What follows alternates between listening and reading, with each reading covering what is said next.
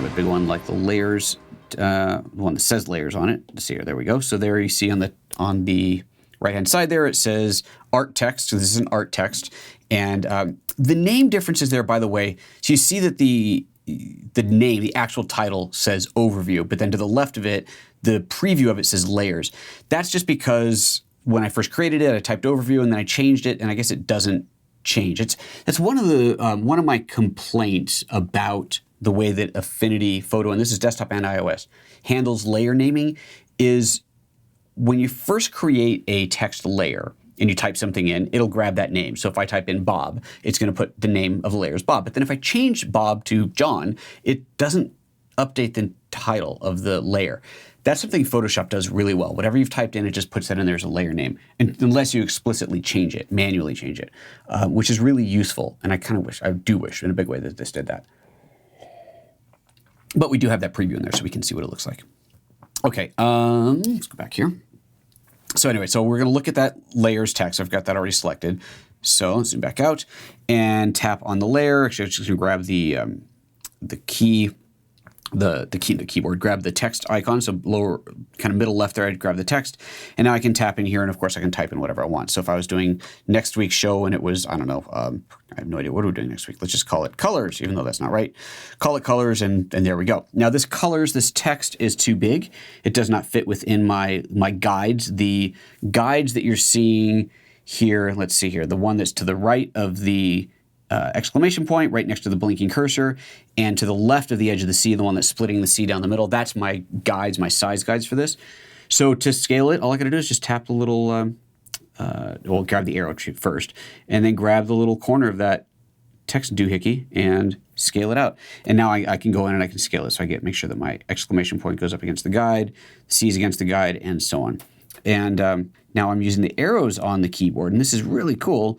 On the keyboard, using the arrows to nudge this around. So you do have that type of precision in there if you've got the keyboard attached, which is really, really handy. So this is one of those things, while obviously you do not need the keyboard to operate the app, having the keyboard gives you things like keyboard shortcuts, obviously, but also even the ability to nudge things around with the arrow keys, which is, if you're doing any kind of layout, that's really important to have that in there.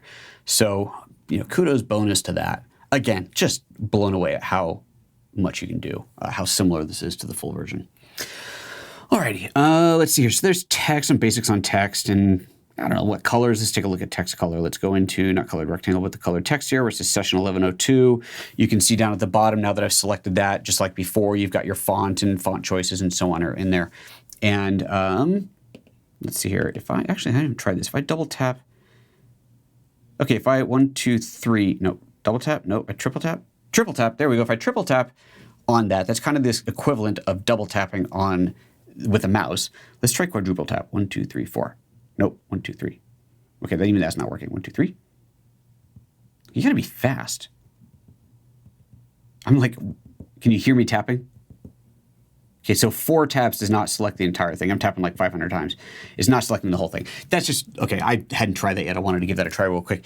On the desktop, and this is any app anywhere in the operating system, if you single click, obviously puts the cursor, double click, it's gonna select that word, triple click it, it's gonna select that line, quadruple click it, it's going to select that paragraph.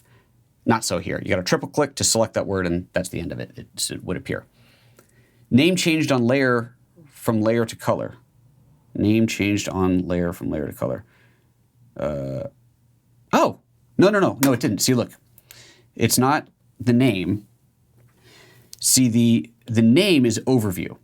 So oops, didn't mean to do that. Come back here. Come back, go back to layers. Okay, the name under where it says art text, it says overview, that's the title. The preview to the left of it, that changed to colors.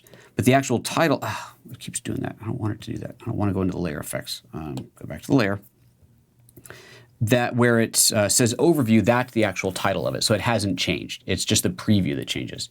XX Gaming is saying you wish it was free. Well, come on. Let's be fair here. This is an exceptionally advanced app. You paid $1,000 for the iPad. I think paying 20 or 30 bucks or whatever is for the app is pretty reasonable. Software can't be free. And remember, if it's free, then you can't expect them to really continue developing. You can't expect them to do amazing things. And if you want it to be paid for, to develop. You've just watched a 5-minute sample of a live training video. To see the rest of it, head to PhotoApps.Expert/live where you can purchase and download it, or sign up as a member.